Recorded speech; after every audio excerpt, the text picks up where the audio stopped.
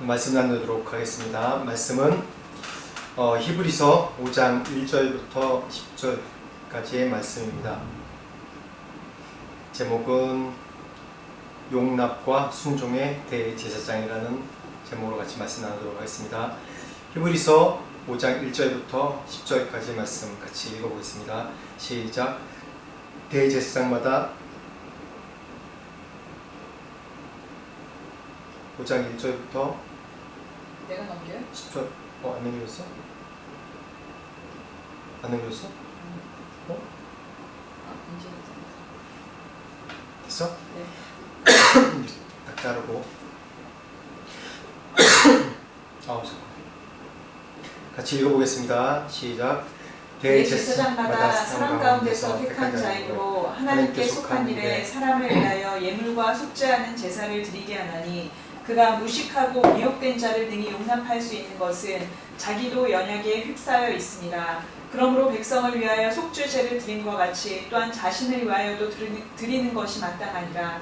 이 존귀는 아무리 스스로 취하지 못하고 오직 아론과 같이 하나님의 부르심을 받은 자라야 할 것이니라. 또한 이와 같이 그리스도께서 대제사장 되심도 스스로 영광은 취하심이 아니요 오직 말씀하시니가 그에게 이르시되 너는 내 아들이니 내가 오늘 너를 낳았다 하셨고, 또한 이와 같이 다른 데서 말씀하시되 내가 영원히 멜기세덱의 반차를 따르는 제사장이라 하셨으니, 그는 육체에 계실 때에 자기를 죽음에서 능히 구원하실 이에게 심한 통곡과 눈물로 간구와 소원을 올렸고 그의 경건하심으로 말미암아 들으심을 얻었느니라. 그가 아들이시면서도 받으신 고난으로 순종함을 배워서 온전하게 되셨은즉 자기에게 순종하는 모든 자에게 영원한 구원의 근원이 되시고 하나님께 멜기세덱의 반차를 따른 대제사장이라 칭하심을 받으셨느니라. 아멘. 아멘. 오늘 이 5장 말씀 1절 10절 말씀을 통해서 그동안 1장부터 5장까지 말씀 가운데 아마 이 히브리서에 나온 예수님에 대한 표현이 이걸 통해서 이제 다 나온 것 같습니다.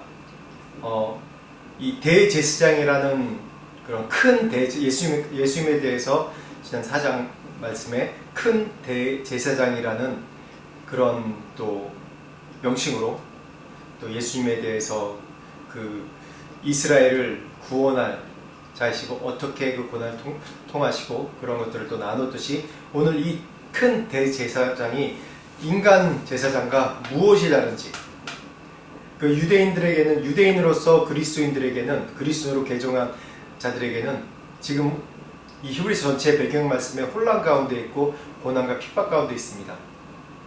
그러면서 우리가 믿는 큰 대제사장이시는 예수 그리스도가 우리가 인간 눈으로 보는 대제사장보다 비교할 수 없을 만큼 위대하시고 완전하신 분이고, 그 대제사장만 할 수 있는 그 속죄의 그런 큰 사역을 예수님께서는 이미 다 이루셨고 이미 다 완성하셨다는 것에 대해서 그들이 알고 있지만은, 이 유대인들이 알고 있지만은 정확하게 구약의 성경의 예언과 그 예수님의 큰 대제사장 직분이 어떻게 다른지 이 성경의 이 구약 성경의 예를 통해서 분명하게 증거하고 있는 내용들입니다. 그래서 오늘 이 말씀을 통해서 큰 대제사장 예수 그리스도뿐만 아니라 그 제사장의 직분을 이제 지금 현재 사는 우리가 왕같은 제사장으로서 우리에게 맡겨주셨는데, 그러한 책무를 어떻게 우리가 감당할 수 있을지에 대해서 오늘 이 말씀이 인간 대제사장의 책무와 그 중요한 원리와 하나님 예수 그리스도의 큰 대제사장으로서의 그 책무에 대해서 분명하게 말해주고 있는 내용입니다. 약간 어려울 수 있지만은 왜냐하면 이 히브리서들 자체가 유대인들 정통 모세 어경과 율법에 정통한 사람들을 이해시키기 위해서 쓴 책이기 때문에, 그렇지만 이 구약을 이해하지 않고서는 우리가 신약을 이해할 수 없고, 구약의 그런 모든 제사법과 구약 모세 어경과 율법을 이해하지 않고서는 우리가 예수 그리스도가 이 땅에 오신 것에 대한 정확한 증거와 증명과 그 뜻을 이해할 수 없기 때문에 이 히브리서가 우리에게 우리 신앙의 근본, 신앙을 더 견고하게 하는데 정말 중요한 성경입니다. 그래서 1절 말씀부터 다시 한번 읽으면서 좀 비교해 보겠습니다. 1절 말씀 시작. 대제사장마다 사람 가운데서 택한 자이므로 하나님께 속한 일에 사람을 위하여 예물과 속죄하는 제사를 드리게 하나니. 예, 여기서 대제사장의 책무에 대해서 나옵니다. 첫 번째, 대제사장의 책무가 있는데 두 가지로 나오죠. 사람을 위하여 뭐라고요? 예물과 제사. 예물과 제사. 이 두 가지가 이 대제사장이 하는 정말 중요한 책무입니다. 제사에 있어서 정말 중요한 게 예물이고, 그리고 이 예물을 통해서 하는 제사가 굉장히 제일 중요한 이 제사의 핵심입니다. 구약의 모든 제사의 핵심입니다. 나중에 모세오경과 레위기와 그런 거 이제 설교할 때 말씀 나눌 때 더 구체적으로 얘기하겠지만, 이 구약 전체의 제사의식에서 이 두 가지가 전부라고 보시면 돼요. 여기에 대해서 뭐 속건제, 속죄제, 무슨 여러 가지 형태가 디테일하게 나오는데, 그건 각자가 지은 죄와 또한 처한 상황이 다르기 때문에 거기에 대해서 또 설명하기 위한 것이고, 크게 두 가지로 그 예물과 제사입니다. 이것이 대제사장에게 가장 큰 책무인데, 이런 책무를 가진 사람이 어떻게 대제사장이 되는 거죠? 어떻게 대제사장이 된다고 얘기하고 있죠? 대제사장마다 사람 가운데 택한 자이므로 사람 가운데서 택함 받는 거죠. 사람 가운데서. 근데 이 대제사장의 책무가 제사와 예물 드리는 것이고, 이 일을 우리가 이제 대제사장을 뽑는 거 아니에요. 뽑는 게 아니라 어떻게 대제사장이 되는 것이죠? 아론의 후손을 통해서, 레위지파 아론의 후손을 통해서 대제사장이 되는 겁니다. 근데 하나님께 전적으로 택함 받는 거예요. 선고로 되는 게 아니라. 민주적인 절차로 이 사람이 덕망이 높고 또 정결하고 하나님 음성 잘 듣고 그렇기 때문에 이 사람이 대제사장이 되는 게 아닙니다. 그게 아니라 하나님께 택함 받은 사람이에요. 하나님께 택함 받은 사람이, 하나님께서 처음 이스라엘을 나라를 만드실 때 아론의 지파를 통해서, 이 레위 지파 아론의 반차를 통해서 대제사장이 계속 대물림되는 것입니다. 왜냐하면 우리 인간은 다 똑같이 죄인입니다. 누가 정결하고 누가 정결하지 않고 거룩한 사람이 없이 모두가 다 죄인이기 때문에 하나님께 택함 받은 사람이 전적인 하나님의 은혜로 대제사장을 사는 겁니다. 근데 그 사람의 일이란 무슨 일이죠? 그 사람의 일이란 무슨 일이죠? 뭐예요? 오늘 1절 말씀 가운데 정말 이 대제사장의 중요한 책무가 뭐냐면, 하나님께 속한 일에 누구를 위하여? 사람을 위하여 하는 게 대제사장의 가장 중요한 책무입니다. 사람을 위해서 일하는 거예요. 사람을 위해서. 구체적으로 얘기하면 하나님을 대신하여 이 정결케 하는 구원의 통로로 사용되어지는 것이 대제사장의 가장 중요한 책무입니다. 예물과 제사가 중요한 게 아니라 대제사장이 사람을 위해서, 하나님께 명령하신 대로 사람을 살리기 위해서 하는 것이 대제사장의 임무입니다. 그래서 우리가 시작 때는 어떤 말씀으로 내려오냐면 베드로전서 2장 9절 말씀 같이 읽어보겠습니다. 시작. 그러나 너희는 택하신 족속이요 왕같은 제사장들이요 거룩한 나라요 그의 소유가 된 백성이니 이는 너희를 어두운 데서 불러내어 그의 기이한 빛에 들어가게 하시니에 아름다운 덕을 선포하게 하려 하심이라. 이 말씀이 오늘 히브리서 말씀이랑 또 연결되는 중요한 게 뭐냐면, 대제사장, 우리의 사람의 책무, 그것이 무엇이냐라는 것을 우리가 잘 새겨봐야 됩니다. 뭐냐 하면, 지금 신약시대 때는 하나님을 일을 하되 우리가 누구든지 다 하나님의 일을 할 수 있는 사람들입니다. 우리가 왕같은 제사장이라고 얘기하고 있죠. 구약시대 때 얘기하는 제사장이 지금 현대에 있는 우리 목사나 선교사나 그런 사람들이 전적으로 하는 그런 게 아닙니다. 이 대제사장, 제사장의 책무는 바로 예수 그리스도께서 이미 다 완성하셨어요. 그리고 지금 우리가 되어진 일들은 뭐냐면, 우리가 왕같은 제사장이라는 그런 의미는 뭐냐면, 우리가 모두가 다 제사장이 돼서, 제사장의 가장 중요한 책무가 뭐라고요? 하나님을 대신해서 사람을 위하여 하나님에 속한 일에 사람을 위하여 하는 게 우리 제사장의 책무입니다. 우리의 임무예요. 그래서 이 땅에 살면 우리가 어떻게 되는 겁니까? 빛과 소금의 역할을 해야 되는 것이에요. 빛과 소금의 역할. 예수께서 이 땅에서 행하시면서 이 땅에서 공생의 기간 평생 사시면서 하시는 일이 뭐예요? 자신의 명예를 나타내는 겁니까? 자신이 이렇게 능력이 있고 권능이 있다는 걸 나타내는 겁니까? 아니죠. 뭡니까? 사람을 위하여, 우리 백성들을 구원하기 위하여, 우리 죄인들을 구원하기 위하여 하신 모든 일들이 그런 우리를 위하는 것입니다. 그렇듯이 우리가 왕같은 제사장의 책무가 내가 왕이네, 내 제사장이네, 선택받은 백성이네 하는 자랑하는 것이 아니라 제일 중요한 책무가 뭐라고요? 하나님을 위하여, 하나님에 속한 사람을 위하여, 사람들을 구원하기 위하여 하는 그런 모든 일들이 제사장의 책무가 되는 겁니다. 그렇게 얘기하면 우리가 어느 곳에 있든지 무엇을 하든지 어떤 일을 하든지 간에 그 모든 일들이 우리가 제사장의 책무로서 일을 감당해야 되는 거예요. 내가 일을 하든 돈을 벌든 어떤 선한 행위를 한다고 내가 선택을 하든 그것이 다 나의 명예와 나의 일을 세우는 것이 아니라 누구를 위하여? 하나님의 나라를 위하여, 하나님을 위하여, 사람을 위하여, 사람을 살리기 위하여 하는 것이 우리의 제사장의 책무입니다. 이 세상에 빛으로 드러나라, 소금으로 살아라 라는 게 이 세상에 쓸모있는 사람으로 사는 게 아니라 우리의 이 땅에 사는 이유는 잃어버린 하나님의 백성들을 위하여, 그들을 구원하기 위하여, 그게 바로 하나님의 영광을 나타내는 일입니다. 그래서 우리를 왕같은 제사장이라고 얘기하고 있고, 그리고 베드로서 2장 9절 마지막에 보면 뭐라고 얘기해요?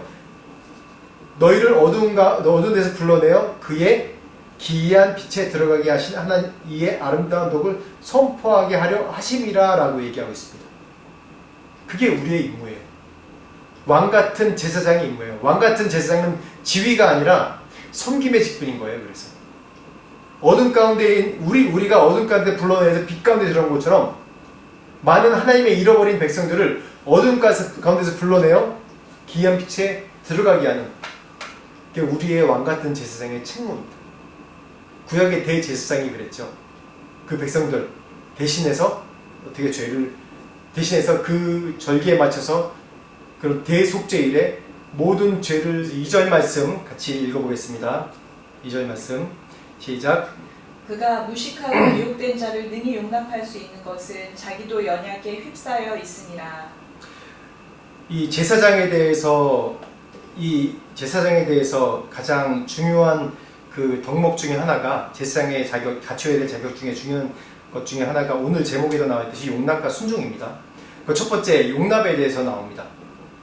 여기서 용납의 그가 무식하고 미혹된 자를 능히 용납할 수 있는 것은 이라고 나오는데, 용납이란 단어가 이 헬라어로 보면 메티오 파데인데, 그게 그냥 용납이라는 게 우리가 단어적으로 하는 용서, forgiveness, 그게 아닙니다. 이 제사장의 직분에, 대제사장의 직분에 있어서 정말 중요한 그 대제사장이 갖춰야 될 게 이 용납인데, 메티오 파데인데, 이 뜻은 뭐냐면 좀 우리가 그 한자로 얘기하면 중용, 아니면 뭐 온유함, 그런 뜻으로도 되는데, 이 사전적인 의미가 뭐냐면 이것도 합성어입니다. 사전적인 의미가 뭐냐면 초조함이 없이 당황하지 않고 인내로서 사람들과 접촉하는 능력, 또는 어리석은 사람, 이해가 빠르지 못한 사람, 같은 말을 반복해도 전혀 알아듣지 못하는 사람에 대해서까지 화내지 않고 성질을 억누르는 능력이라고 그렇게 설명합니다. 이것이 제사장에게 요구되는 그런 인격적인 자질이에요. 메티오 파데라는 그런 헬라어 단어가. 그러니까 제사장, 그가 무식하고 미혹된 자를 능히 용납할 수 있는 것은 이라고 얘기할 때 이 용납이 바로 그런 의미입니다. 중용. 그래서 제가 이 용납이라는 단어를 제가 말씀 준비하면서 보면서 그렇게 생각했어요. 요즘에 이제 교회 이제 다음 주 3월 5일날 우리가 창립 예배인데, 이 교회에 들어가는 거를 준비하면서 태국 분들에 대해서 너무 많은 것을 배우고 있어요. 그러니까 태국 분들은 어떠한 상황에 있어서도 화를 안 내더라고요. 웬만하면 정말 화를 안 내더라고요. 그런 관계에 있어서. 특히 목회자다, 그 태국 목사님이다 그러면 화를 안 내요. 또 회의를 내도 이분들이 막 논쟁을 하는데 논쟁도 막 목소리 높여서 하는 것이 아니라 어떻게 하든지 간에 조용히 점잖게 자기 얘기를 다 하고 또 그렇게 늦더라도 계속 그렇게 맞춰가는 일들을 계속 하는 거예요. 그러면서 저도 그런 것들을 보면서 많이 배우고 있어요. 또 지금 현지교회랑도 관계하면서도 이렇게 내가 급하다고 내가 화를 내고 내가 이게 아닌 것 같다고 내 기준에 맞춰서 아닌 것 같다고 그래서 거기서 내가 막 다그치고 화를 내는 것이 아니라 어떠한 오늘 여기 사전적인 의미에 맞게 초조함이 없이 당황하지 않고 인내로서 사람과 대화하고 소통하는 능력을 얘기한다고 그래요. 제가 그러면서 이 말씀을 보면서 내가 지금 이 땅에 살면서 제사장의 직분을 감당하는 자로서 왕같은 제사장의 직분을 감당하는 자로서 또 목회자로서 선교사로서 내가 이런 부분을 많이 놓치고 있었구나라는 회개를 많이 합니다. 왜 여기서 그 이유에 대해서 얘기해. 모든 제사장이 이렇게 용납이라는 단어, 그러니까 중용, 온유, 이런 용납이라는 단어를 몸에 지니고 있어야 되는 게 자연적으로 지녀지는 게 아니라 여기도 분명히 나와 있어요. 자기도 연약하게 휩싸여 있음이라 라고 얘기하고 있어요. 그가 무식하고 미혹된 자를 능히 용납할 수 있는 것은 자기도 연약에 휩싸여 있음이라. 이 얘기는 뭐냐면 자기도 죄인이라는 것이에요. 우리가 제사장의 책무를 가지고 있고 직분을 가지고 있지만은 여전히 우리는 죄인이고 어느 사람과 비교해도 더 나을 게 없는 그런 죄인이라는 것이에요. 그런 연약함에 우리가 휩싸여 있다는 얘기입니다. 이것을 깨닫는 게 은혜예요. 이것을 깨닫는 게. 우리가 신앙생활 하다 보면 자신이 이제 교회 나와서 열심히 기도하고 자신의 죄를 회개하고 또 새롭게 되고 기쁨이 있어요. 이전에 살던 삶과 다르게 이제는 절제되고 이제는 성경 말씀에 맞춰서 내가 살려고 노력하고 물론 실패할 때도 많지만 내가 그렇게 거룩한 삶을 살도록 정결한 삶을 살도록 계속 노력하는 내 모습을 볼 때 내 안에 만족함이 있고 늘 부족하지만은 주님 앞에 나올 때 늘 부족하지만은 내 안에 만족함이 있고 그래도 내가 열심히 노력한다라는 자기 만족이 어느 정도 있어요. 그러다 보면 어떤 일이 발생하냐면 사람들을 판단하게 돼요. 구약의 일들을 보면 그래요. 이스라엘 백성들이 출애굽하고 하나님의 은혜로 또 가나안 땅에 정착하고 나라를 이루고 나라의 흥망성쇠를 하면서 흥할 때는 하나님을 찾지 않고 망해서 포로로 가고 나라가 쪼갤 때는 다시 하나님께 부르짖고 그런 일들을 계속 반복해요. 그러다가 이 중간 예수님 오시기 한 300~400년 그 기간 동안에는 아무 성경의 일들도 일어나지 않아요. 그 기간 동안에 이 예수님 오셨을 때 이 성경 말씀 보면 얼마나 이 사람들이 율법에 타락해 있는지 볼 수 있죠. 자기 나름대로의 이 율법에 선한 기준을 만들어 놓고 그것에 위배되거나 그것에 좀만 안 된 사람은 어떻게 돼요? 정죄되고 사회적으로 도태되고 그리고 왕따를 당하는 거예요. 그것이 예수님 오시기 전에 몇백 년 동안 있었던 쌓아와셨던 그런 일들이에요. 다시 말해서 가난한 마음이 없어지는 거예요. 자신이 연약하다는 마음이 없어지는 거예요.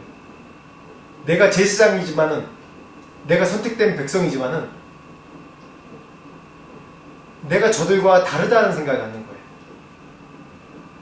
똑같거든요.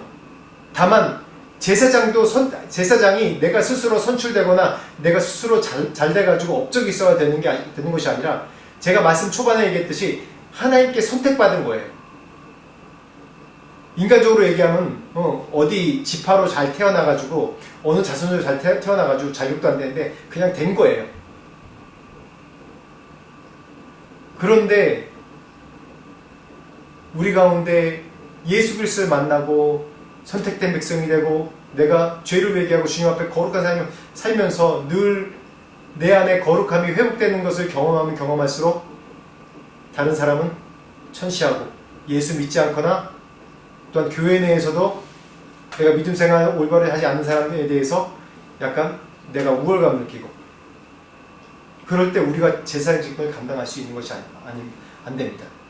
내 연약함을 스스로 인식할 때 가능한 거죠. 오늘 이들 말씀 가운데 그러잖아요. 그가 무식하고 미혹된 자를 능히 용납할 수 있는 거죠. 그 가운데서도 내가 늘 온유한 마음과 그들을 용납하고 그들과 함께하고 그들 가운데 함께 녹아들면서 그리스도의 사랑을 내가 나타낼 수 있는 것은 뭐냐면 내 자신도 연약하기 때문에 내 자신도 그리스도 안에 있지 않으면 늘 죄 가운데 지내고 그리스도 안에 내가 묶여있지 않으면은 내가 이 주님께서 주신 거룩한 사명 왕같은 제사장이라는 그런 그리스도인이라는 그런 선택받은 백성에 묶여있지 않으면은 나도 세상에 나가서 세상의 기준에 따라서 충분히 그들보다 더 악하게 살 수 있는 사람인 걸 내가 알기 때문에 내 안에 제사장의 직분을 주신 것을 감사하면서 그 안에 묶여있는 겁니다. 그게 인간 대제사장의 직분이에요. 그리고 3절 봅시다. 3절 시작. 그러므로 백성을 위하여 속죄제를 드림과 같이 또한 자신을 위하여도 드리는 것이 마땅하니라. 그래서 우리가 그렇게 연약한 자이기 때문에 어떻게 해요? 백성을 위해서 속죄제를 드리기 전에 자신을 위해서 먼저 하나님께 나가는 거예요. 대속죄일에 제가 지난주에 얘기했지만 대제사장은 대속죄일에 한 번의 제사를 드리는 것이 아니라 먼저 자신의 죄를 주님 앞에 하나님 앞에 그 제단 앞에 나가서 속죄하는 거예요. 정결하게 용납받아야지 백성들의 죄를 가지고 지성소로 나갈 수 있는 거예요. 안 그러면 지성소로 못 나갑니다. 그래서 오늘 그 말씀이에요. 백성들을 위하여 속죄를 드린 것 같이 또한 어떻게 해요? 자기 자신을 위하여 드린 것도 마땅하니라. 내가 왕같은 제사장으로서 이 세상을 살면서 다른 사람들을 정죄하거나 이런 것이 아니라 내가 먼저 그 무지하고 연약한 가운데 휩싸이는 사람들을 보면서 나를 발견하는 겁니다. 내 안에 그런 연약함이 있는 걸 발견하는 겁니다. 그럴 때 내가 제사장의 직분, 대제사장의 직분을 감당하는 지금 왕같은 제사장의 직분을 감당하는 사람이 되는 거예요. 근데 바리새인들은 그러지 않았어요. 바리새인은 정죄하고 나는 하루에 몇 번을 금식하고 내가 얼마나 교회에 열심이고 얼마나 내가 헌금을 하고 하나님께 열심인지. 맞아요. 바리새인만큼 또한 그때 종교 지도자만큼 율법에 충실하게 사는 사람이 없었어요. 지금 우리를 비교해서도 훨씬 그렇게 정결한 모습으로 사는 사람들이에요. 그렇지만 그게 중요한 게 아니죠. 그게 중요한 게 아니죠. 그래서 4절, 5절, 6절 말씀 봅시다. 오늘 중요한 또 말씀 중에 하나인데 같이 읽읍시다. 시작. 이 종비는 아무도 스스로 취하지 못하고 오직 아론과 같이 하나님의 부르심을 받은 자라야 할 것이니라. 또한 이와 같이 그리스도께서 대제사장 되심도 스스로 영광을 취하심이 아니요 오직 말씀하시니가 그에게 이르시되 너는 내 아들이니 내가 오늘 너를 낳았다 하셨고 또한 이와 같이 다른 데서 말씀하시되 내가 영원히 멜기스덱의 반차를 따르는 제사장이라 하셨으니. 처음에도 얘기했듯이 이 종기는 대제사장의 직분입니다. 아무도 스스로 취하지 못하고 오직 아론과 같이 하나님의 부르심을 받은 자라야 할 것이. 아론의 그런 피추를 통해 설통을 통해서 내려오는 거라고 얘기했어요. 또한 어떻게 설명하냐면 예수 그리스도가 대제사장이 되심도 뭐라고 해요? 스스로 영광을 취함이 아니고 오직 말씀하신 그에게 이르시되 오늘 내가 너를 낳았도다. 넌 내 아들이라. 그러고 멜기스덱의 반차. 이 두 가지로 증명하는 겁니다. 이걸 좀 어려운데 쉽게 얘기해 볼 거예요. 내가 이 지역에 뭐 시장이 되겠다, 대통령이 되겠다, 내가 거기에 걸맞는 적임자다라고 내가 스스로 못 나간다는 거예요. 하나님께서 택한 받은 자가 수동적인 입장에서 대제사장이 되는 겁니다. 그렇듯이 뭐라고 그러냐면 예수님도 동일하게 하나님께로부터 택함을 받고 직무로 그리고 수동적인 입장에서 큰 대제사장이 됐다는 얘기예요. 근데 간단히 얘기하면 비교해보면 이거는 혈통에 맞지 않아요. 예수님이 아론의 후손이 아니거든요. 다윗의 후손이거든요. 아론의 후손은 대제사장은 달라요. 근데 멜기스덱의 반차가 좀 설명하면 좀 어려운데 멜기스덱의 반차는 아브라함이 11조를 드린 그런 리더예요. 아론이 나기 전에 아브라함의 리더의 역할을 했던 실존을 받는 사람이에요. 그래서 멜기세덱의 반차라고 얘기한 거예요. 그래서 예수님도 하나님께 선택받음을 받고, 왜냐하면 예수님이 하나님이기 때문에 그렇게 할 수 있어요. 인간 세상에 우리가 지어진 이 자들이 하나님 아버지 내가 가서 내가 구원하겠습니다 라고 스스로 얘기할 수 있어요. 스스로 구세주가 돼서 내려오실 수 있는 분이에요. 스스로 내가 가서 인간들 구원하겠습니다 라고 얘기할 수 있는 분이에요. 그런 자격이 충분하신 분이에요. 하나님이기 때문에, 우리를 지으신 자시기 때문에. 근데 그렇게 하지 않으셨어요. 그렇게 하지 않고 스스로 인간의 몸을, 그래서 이 메시지가 오늘 이 나온 4절, 5절, 6절 말씀, 이 메시지가 5절, 6절 말씀이 정말 중요한 게, 예수님이 이 율법적으로 왜 인간의 몸을 입고 태어난 게 중요한지에 대해서 함축적인 의미로 나오는 거예요.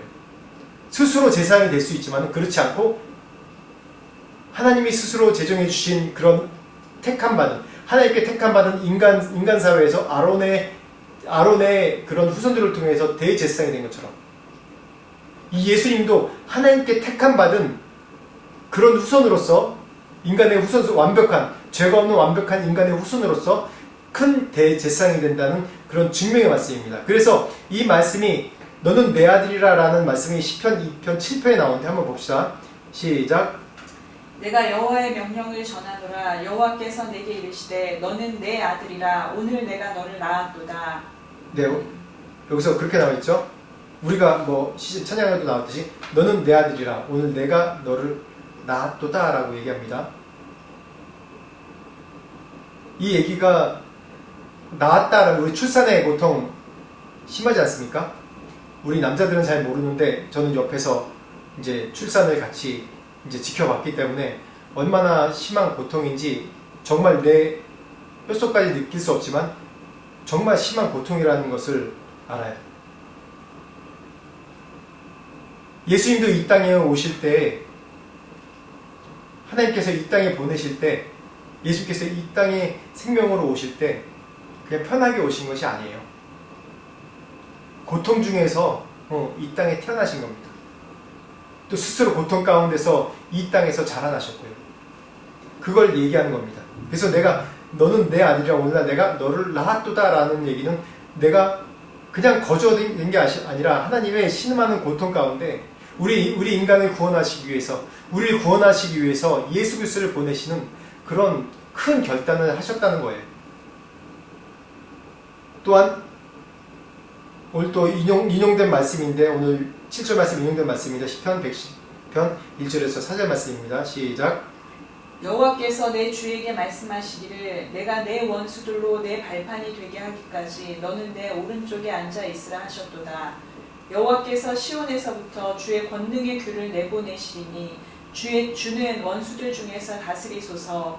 주의 권능의 날에 주의 백성이 거룩한 옷을 입고 즐거이 헌신하니 새벽 이슬 같은 주의 청년들이 주께 나오는도다. 여호와는 맹세하고 변하지 아니하시리라. 이르시기를 너는 멜기세덱의 서열을 따라 영원한 제사장이라 하셨도다. 예, 여기서도 멜기세덱에 대해서 영원 제사장이라는 단어가 나오죠. 이 멜기세덱이란 단어가 이 예수님께 중요한 게 뭐냐면, 여기 보면 1절 말씀에 내 원수들로 내 발판이 되게 할까지 너는 내 오른편에 앉아있으라 라는 얘기는 뭐냐면 예수님의 오리지널 권위예요. 뭐냐면 예수님의 완전한 왕권에 대해서 얘기하는 겁니다.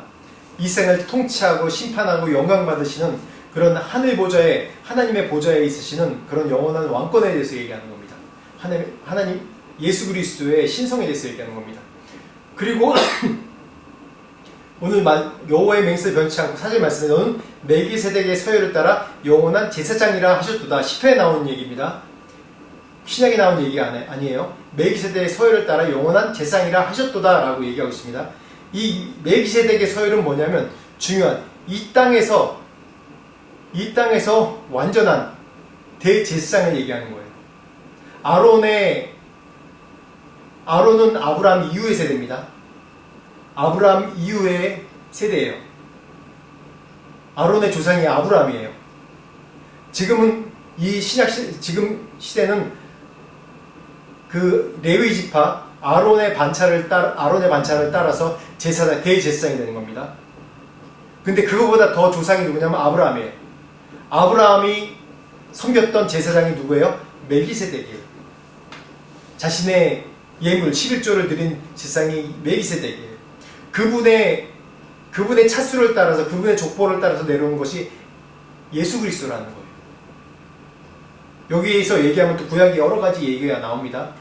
멜기세덱에 대해서는 하나님에 대해서 구약에서도 멜기세덱에 대해서 얘기할 때 하나님이라고 또 그렇게 증명하는 것도 있습니다. 그래서 그 시편에 이렇게 나온 것은 멜기세덱은 아론보다 훨씬 높은 그런 거룩한 직분, 아브라함이 섬겼던 제사장의 직분으로 나온다는 거예요. 그래서 이 말씀이 중요한 게 뭐냐면 예수 그리스도의 그 하나님 보좌 우편에 앉으신 그런 왕권, 영광 받으신 그런 신성에 대해서 얘기하고, 또 멜기세덱의 반차라는 것은 뭐냐면 이 땅에서 대제사장의 가장 권위가 있잖아요. 이 대제사장의 권위로 완벽하신 분이라는 것을 증명하는 그런 큰 의미입니다. 그래서 7절 말씀 봅시다. 시작. 그는 육체에 계실 때에 자기를 죽음에서 능히 구원하실 이에게 심한 통곡과 눈물로 간구와 소원을 올렸고 그의 경건하심으로 말미암아 들으심을 얻었느니라. 그래서 7절 말씀 가운데 예수님이 이 땅에서 어떠한 고난으로 우리에게 구원을 주셨는지 다시 한번 상기시키는 겁니다. 이 유대인으로서 그리스도인들에게 이러한 대제사장이 이미 신성의 왕권과 큰 대제사장으로서의 정당한 그런 혈통을 통해서 내려오신 대제사장이신 예수 그리스도께서 율법으로 완성시켜서 우리를 구원하실 수 있는 그런 자격이 충분하신 분이 어떠한 일을 당했냐면 십자가에 못 박히는 그런 고통, 그래서 겟세마네 동산에서 정말 눈물을 흘리며 피땀 흘려서 기도하시던 그런 고통, 우리를 구원하시기 위해서 하셨던 그런 고통, 그런 것들을 얘기하는 겁니다. 8절부터 10절 말씀 같이 보겠습니다. 시작. 그가 아들이시면서도 받으신 고난으로 순종함을 배워서 온전하게 되셨은즉 자기에게 순종하는 모든 자에게 영원한 구원의 근원이 되시고 하나님께 멜기세덱의 반차를 따른 대제사장이라 칭하심을 받으셨느니라. 여기서 하나님 예수 그리스도의 구원의 완성은 오늘 보면 그가 아들이시면서도 받으신 고난으로서 뭐라고요? 순종함을 배워라고 얘기하고 있습니다. 순종입니다. 예수님이 대제사장을 완성하신 게 용납과 순종입니다. 오늘 이 말씀 5절에서 10절까지 5장 1절에서 10절 말씀이 주요한 포인트가 그 두 개예요. 용납과 순종. 어떻게 순종하셨어요? 7절 말씀에 그 고통과 고난 가운데서 모든 걸 감내하신 거예요. 우리가 예수님 그러면 유년 시절에 아무 탈 없이 그냥 무사하게 그냥 순탄하게 자라고, 그리고 공생의 기간 동안에 짠 하고 나타나서 그때부터 고난을 받으셨다 그렇게 생각하잖아요. 아닙니다. 한번 감정이입해 보세요. 하나님이 우리를 창조하신, 우리랑 비교할 수 없는, 우리가 상상할 수 없는 그런 높으신 하나님이 이 온 우주, 내 평생에 걸쳐서 빛의 속도보다 더 빠른 속도로 가도 이 우주 끝을 가볼 수 없는 그런 광대하신 하나님이 어때요? 이 티끌보다 작은 이 인간 세상에서, 이 지구에서, 지구 안에서 정말 작은 소수민족인 고난받는 그런 이스라엘 유대인으로 태어나신다는 게 그게 상상이 가능하겠습니까? 그 자체로 고난이죠. 그 자체로. 태어난 것 자체로 고난이죠. 하나님이, 그 크신 하나님이. 그러면서 그 안에 인간의 사는 삶의 모든 것을 다 겪어내신 거예요. 희노애락을 다 겪어내신 거예요. 희노애락뿐만 아니라 공생의 기간 동안에 우리가 예수 그리스도를 알 수 있는 건 이 공생의 기간에 나온 이 사복음서를 통해서만 알 수 있지 않습니까? 그것으로 볼 때 얼마나 고난과 배신과 어려움과 그런 고통 가운데 있었습니까? 그렇지만 어떻게 했다고요? 순종함으로 인간 세계에 살면서 그런 모든 것 하나하나 그 몸으로 다 체득하신 겁니다. 다 체득하신 겁니다. 그래서 우리가 그 구원받을 수 있는 그런 길을 열어주신 겁니다.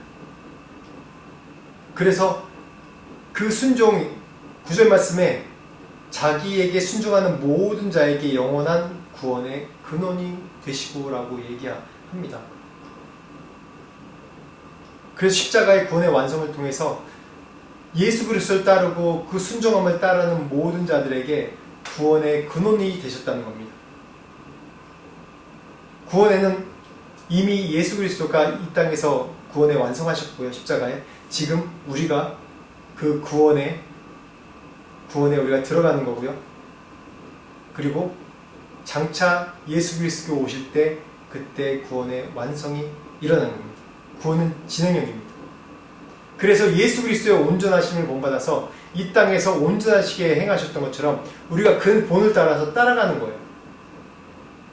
그렇게 얘기하는 겁니다. 지금 유대인들에게, 히브리인들에게, 고난 중에 있는, 박해 가운데 있는, 심한 박해와 고통 가운데 있는 이 독자들에게 얘기하는 거예요.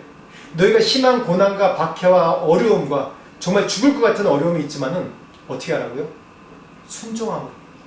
예수 그리스도께서 온전하게 순종하신 것처럼 그 고통과 고난 가운데서 순종하신 것처럼 그 어려움과 박해와 또 비난과 불공평함과 그런 가운데서도 우리를 용납하신 것처럼 너희도 순종함으로 배워라라는 얘기입니다. 우리가 순종할 때 참 많은 걸 선택해야 됩니다. 순종은 쉬운 게 아닙니다. 우리는 각자 다 계산하고 있어요. 어떤 기대치가 있어요. 뭔 일을 할 때. 뭔 일을 선택하고 내가 순종할 때, 따라갈 때 기대치가 있어요. 그렇지만 하나님의 일을 할 때는 그 기대치가 내 상상을 넘어가기도 하고 내 상상과 완전히 다른 편으로 가기도 하고 내 상상한 대로 되지 않을 경우가 대부분이에요.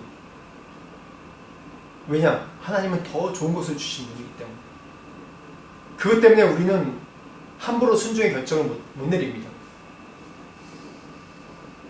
두려움이 있어요. 불확실한 내 미래, 내가 이거 순종해서 내가 가능한가? 내가 이거 순종해서 내가 살 수 있나? 내가 이거 순종해서 성공할 수 있나? 내 하나님 말씀에 순종해 살면 성공이 보장되는 건가? 내가 병이 낫는 건가? 하나님 말씀에 순종하면 내가 깨진 관계가 회복될 수 있는 건가? 하나님 말씀 순종하면 내가 더 성숙한 경직 가운데 올라갈 수 있는 건가? 늘 불확실한 내 순종에 대한 머뭇거리게 하는 결정을 하게 해요. 그렇지만 믿음의 선진들 보면 이 히브리서 11장에 나옵니다. 믿음으로 선택할 때 어떠한 하나님의 은혜가 있고 어떠한 하나님의 축복이 있는지, 그 축복이 우리가 기대하는 눈에 보이는 축복이 아니라 영원한 하나님 나라의 축복입니다. 우리는 이미 결과를 알아요. 승리했습니다. 결국 우리는, 선택받은 우리는, 하나님 말씀에 순종해 사는 우리는 결국 천국에 들어갑니다. 인간이 제일 두려워하는 것이 죽음이지 않습니까? 죽음 때문에 두려워하지 않습니까? 영원한 생명이 아니기 때문에. 또한 우리 살 기간이 짧기 때문에 늘 무슨 선택을 하든지 두렵지 않습니까? 그렇지만 우리는 소망은 천국이 있습니다. 그래서 지금 박해를 당하고 고난 가운데 있는 이 독자 히브리, 이 유대인들, 그리스도인인 유대인들에게 얘기하는 겁니다. 예수 그리스도처럼 고난 가운데 있더라 순종함으로 그리스도를 따르라라고 명령하는 겁니다. 여러분, 우리가 왕같은 제사장으로서 이 세상에 살 때 우리의 예수 그리스도께서 우리를 용납하셨던 것처럼 그렇게 용납함을 잊지 마십시오. 그리고 순종함으로 우리가 내 넉넉한 마음을 갖고 그리스도의 빛이 되고 소금이 되는 그런 여러분들이 되시기를 축원합니다. 기도하겠습니다. 하나님 감사합니다. 우리도 여전히 연약함에 휩싸여 있는 자들이지만은 우리를 택하시고 부르셔서 예수님을 만나게 하시고 구원받게 하시고 구원의 기쁨 가운데 참여하게 하시는 데 감사합니다. 하나님, 우리가 용납받은 것처럼 우리가 또한 용납해주고 예수 그리스도께서 하나님께 순종하시고 온전한 삶을 사신 것처럼 우리가 불확실하지만은 우리 생각이 불확실할 것 같지만 우리가 모든 것을 내려놓고 하나님 말씀에 순종하며 말씀대로 순종하며 사는 우리 모두가 될 수 있도록 축복하여 주시옵소서. 그럴 때 우리가 이 세상의 빛이 되고 소금이 되고 이 이방 가운데 그리스도의 복음, 구원의 복음, 천국의 복음을 알리는, 선포하는 그런 이방의 빛으로 삼아 주시옵소서. 지금 우리 주 예수 그리스도의 은혜와 하나님 아버지의 무한하신 사랑과 성령님의 감화감동 역사하심이 주님의 용납함 가운데 이 땅에서 또한 용납을 실천하며 하나님 말씀에 순종하며 살기로 결정하는 모든 자들에게 지금부터 영원토록 함께 하시기를 간절히 축원하옵나이다.